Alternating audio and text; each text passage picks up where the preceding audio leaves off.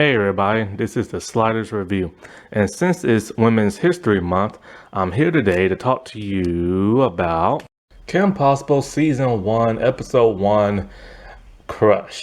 So Kim Possible takes me back to the good old days of Disney Channel.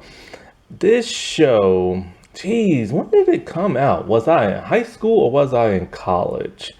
I can't quite remember. It might have came out when I was in college because even Stevens was still on my freshman year of college. Now I remember I'm over here thinking to myself, I'm 18 years old, I'm an adult, I'm in college. Now I gotta stop watching all this teen kitty stuff. And then so as I'm walking through like the dorm, people had their doors open, and there I'm seeing lots of people watching Even Stevens. I'm like, oh, isn't that something?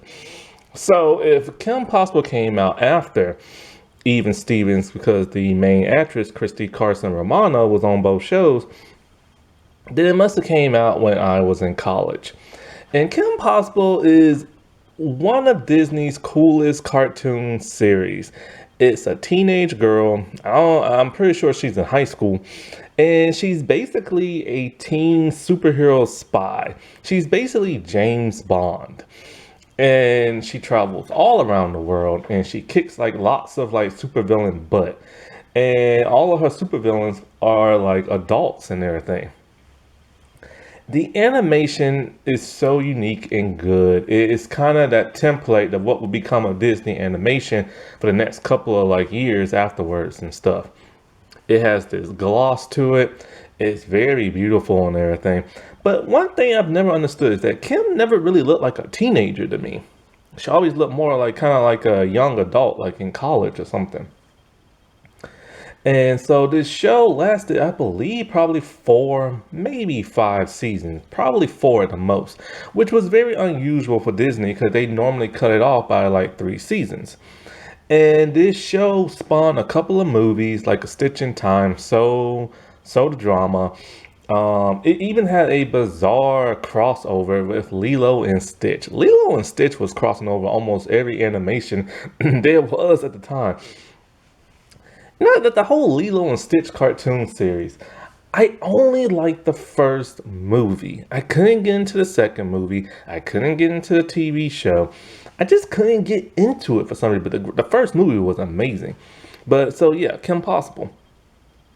And so I've always wanted there to be like a live action Kim Possible TV show or movie. And they finally did it a couple of years back. Only problem is it was dismal. It felt nothing like the cartoon series. Their version of Kim was nothing like the cartoon series.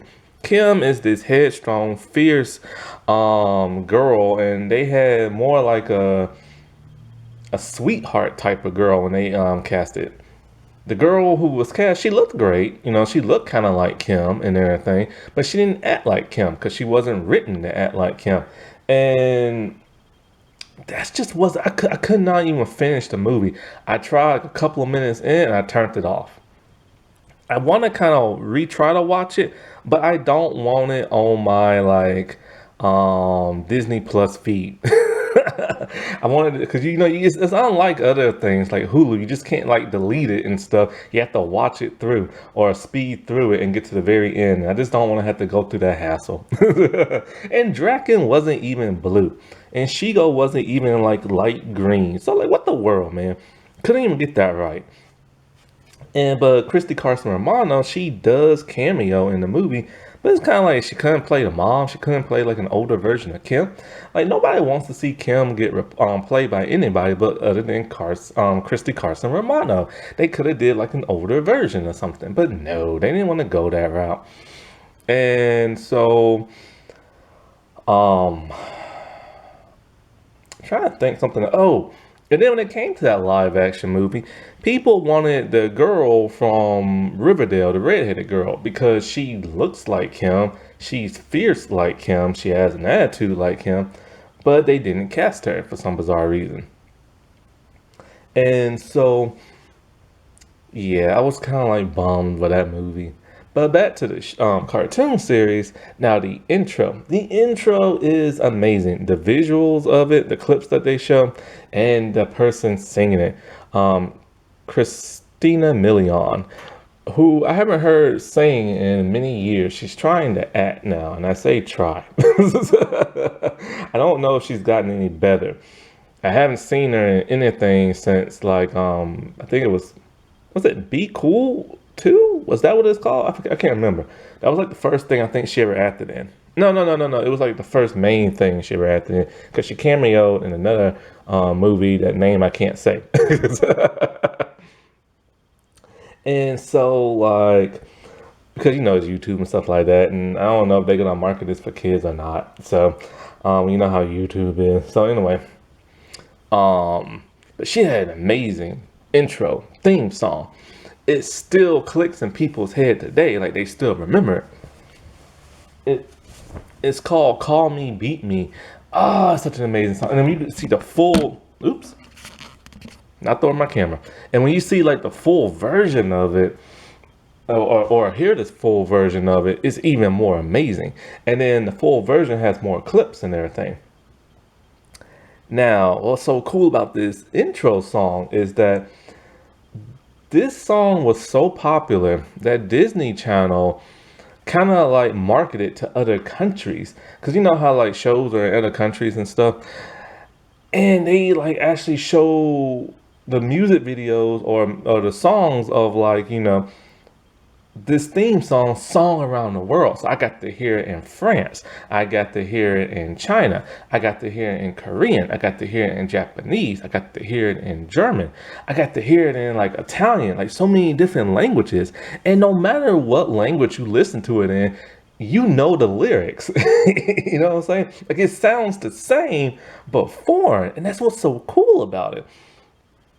And so this was a really cool show for anybody of any age, any gender. Like, this is true female empowerment done like right, and it's just this could have flopped, like it could have, you know what I'm saying, but it didn't because it was just that good.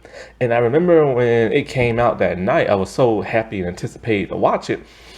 And then so I'm thinking, okay, we're just gonna get one episode. No, they dropped about like 3 or 4 episodes in one night, and it was so great. I remember recording so many episodes and stuff.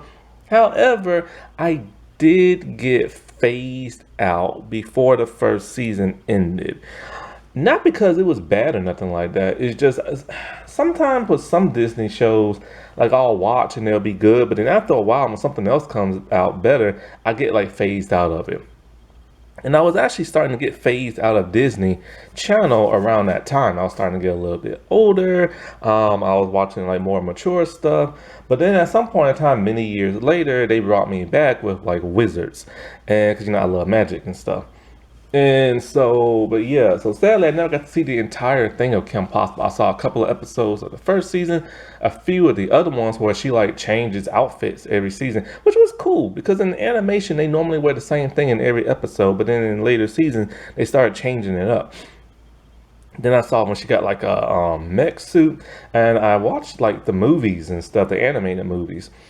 And so, you learn so much about like Shigo and how she all started out. And, there's an episode with Draken, how he used to be a normal person. And, they really took the time to explore their characters and give them really good backstories later on that made you like, oh, so that's how that happened and stuff. And another thing, she has great villains. They're so unique in everything. Sometimes they're a hodgepodge of like other villains, from comics. Like Draken looks like Lex Luthor. He's like Lex Luthor and Joker combined in one, only because of the skin tone and stuff. But he's a mad scientist. How Lex Luthor used to be in the comics before he turned to like a businessman. And so with so many of the characters, like Senor, it's just so weird how they became like villains and everything. They're like, hey, we got the money, so why not? And then there's that dude, the Irish dude with the bagpipes and the kilt. And it's just like, so many of the villains were so different, so unique, so refreshing, and they really helped make the show more amazing than what it was. Now, so let's get into this actual episode because I've been talking for like 9 minutes, going on 10, so I might as well. So, Crush. First episode, we're introduced to Kim. And oh yeah, this is on Disney Plus. So when we're introduced to Kim, she's just a regular high school girl, and she's in her regular clothes, and she's talking to Ron Stoppable, who is her best friend in the whole wide world. And so we get introduced to Rufus, his naked mole rat, and cause it's hiding out in his locker. And we didn't know what the world of Rufus was until he actually showed it. And so Rufus is played by Nancy Cartwright, the voice of Bart Simpson. Ron Stoppable is Will Friedle, who was on Boy Meets World as Eric, and Batman Terry McGinnis in Batman Beyond. And of course, Kim is played by Christy Carson Romano of Even Stevens. And so she is crushing on a guy named Smanky. Oh, that name. Josh Smanky. And he's played, I think, by AJ Truth, I believe, or somebody else. It might be AJ Truth from Even Stevens, I'm not sure. So she's talking about going to a dance, and and she wants to go with like Josh, and Ron's just kind of like, well, we always do it. And she's like, yeah, but we're just friends and stuff like that. And so, when she be at like school and everything, like she's a cheerleader, and she has a friend of me named Bonnie. Bonnie does not like her. Bonnie is showed a whole lot more in this series than I thought she would be. And she's played by the girl from Xenon, those sci-fi future movies and stuff. I forget the actress name. I really do. Sorry. And so like when she be at school, she has to stop doing what she's doing because, there's something international going on. And she gets a call from Wade, and Wade is like her tech guy. He's this overweight kid who lives at home, and he doesn't go to school, but he's a genius. And he's played by Taj Mari. And so he's the one, so it's kind of like a Charlie's Angel thing. He's like Charlie and Bosley combined in one. So he sends them on like missions and stuff. And so the thing about her is that because she's a teenager, she doesn't have her own mode of transportation to go like the other countries. So she's always like, I'll just phone a friend. And so she's always calling like all these people from all around the world. Some are just regular town folk and others are famous people.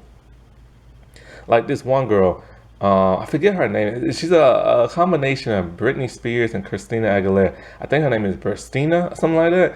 And so she's like a pop singer, and she owes Kim like a favor because Kim saved her life. So she's flying Kim to Tokyo. And so like Ron is kind of like trying to hit on her, but she's not like having it because he's looking for a date for the dance. And see, Ron is a very goofy, silly, zany nutshell of a person who's just like wacky and crazy. Like he's all like, Tokyo, I love the French. That line just sticks in my head and stuff. And so while they're there, Draken is trying to take over a toy factory. Not a toy factory, like a video game. Oh no, he's taking over like an electronic factory. And Ron's all like, he's doing it because he wants to steal Christmas. Because this thing makes a certain video game that comes out. And Kim's all like, look man, I know my arch enemy. He's not gonna try to steal Christmas. So they bicker about that. I really like the dynamic between those two. She's serious, he's goofy. It's the yin and the yang. They balance each other out very well. And there are times where he's just more than just a sidekick. He has to like save Kim and like all this stuff. So he is very capable, but he is just dumb as rocks. And so it's so funny how they try to like shimmy up the building because they have like grappling hooks inside of blow dryers, right? And so the grapple guns shoot out and Kim's up there, no problem. Him, on the other hand, I don't know how this happens. He shoots up a line to the building, and then his shirt comes off. Then his pants come off. He's like, okay, third like chances to charm or whatever you call it, and he wraps it around his body because we don't want his boxes coming off. So when they like spy and see what's going on, we see Draken in there, and they're stealing like these microchip type things. And so Kim is trying to like sneak in, and all of her gadgets are like James Bond type stuff. Lipstick that's like a laser, like a compact type thing that no, the compact doesn't do anything. It's something else she does. She pulls something out, and this like gas smell comes out and knocks people out. So as they're sneaking around, Ron is supposed to be the distraction and everything, and he hates being the distraction, but he's always the distraction. And so like, she tries to stop Draken, but then Shigo comes in. Shigo is really cool. She's the hench girl who has a big story arc much, much later on in the series. She's like, wears a green outfit. Her face is kind of green. She has black hair. She's really athletic and can fight and acrobatic just like him. But differently, she has these energy pulses that come from her hand. And so it's a huge battle fight. And needless to say, the bad guys get away. And so because they don't have no vehicle to track after them, they can't go. And so, Kim, we get to see her family. Her dad's like a scientist. Her mom's a scientist as well, I think. And we get to see Tim and Jim, her twin brothers. And this is actually, I think they're played by actual two completely different people, which is very shocking. Her brothers are typical annoying little brothers. They like to pull pranks and stuff, but they're also geniuses. And so she's worried about stopping Draken, and she's also worried about not getting a date. But this guy she calls a hottie, which her dad does not like. And so at some point in time, they have to go, I think to the Alps or something like that. So she phones a friend again, and it's like some dude, the Swedish sounding dude who she saved his village and stuff, and it's funny Ron's asking him do you have any daughters I can date? He's like 9, and he's like 9, man, that's a lot. He's like, no, 9 means no and stuff. Maybe they're in Germany or somewhere or Russia, I don't know. Anyway, at some point in time, it leads him to what Draken is all about. He's not here to steal Christmas. He's not here to steal a video game. He's here to steal the Z board thing. It's like a manufacturing building that turns into a mech robot type thing. Oh no, it's like a machine, a manufacturing machine that turns into a giant mech robot. And so that is what he's wanted the whole time, and he's going to use it to destroy the world. Another fight happens. She uses this gas propellant that Wade gave her that turns out to be just the smell from his dad's smelly socks. And so they fight, and then she actually gets the win. See, how she gets the win is because she needs to disable the robot. So she uses her little Palm Pilot tablet type thing, which was very unusual them days. We didn't they had Palm Pilot, but they never looked like that. And now of course we have tablets. So she hooks it up to the machine, and she has Wade hacked through it, but there's a password on it. What is it? He can't figure it out. But the machine constantly says the password over and over, Konnichiwa and everything. And so he uses that, it disables it, and then Draken is of course defeated.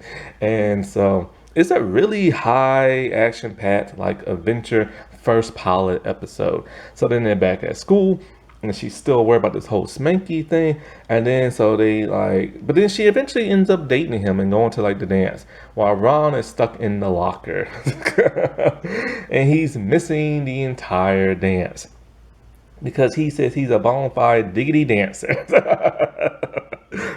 I have to watch this entire series out. I'm kind of sad I didn't get to, but just one of those things. But this was such a great cartoon series.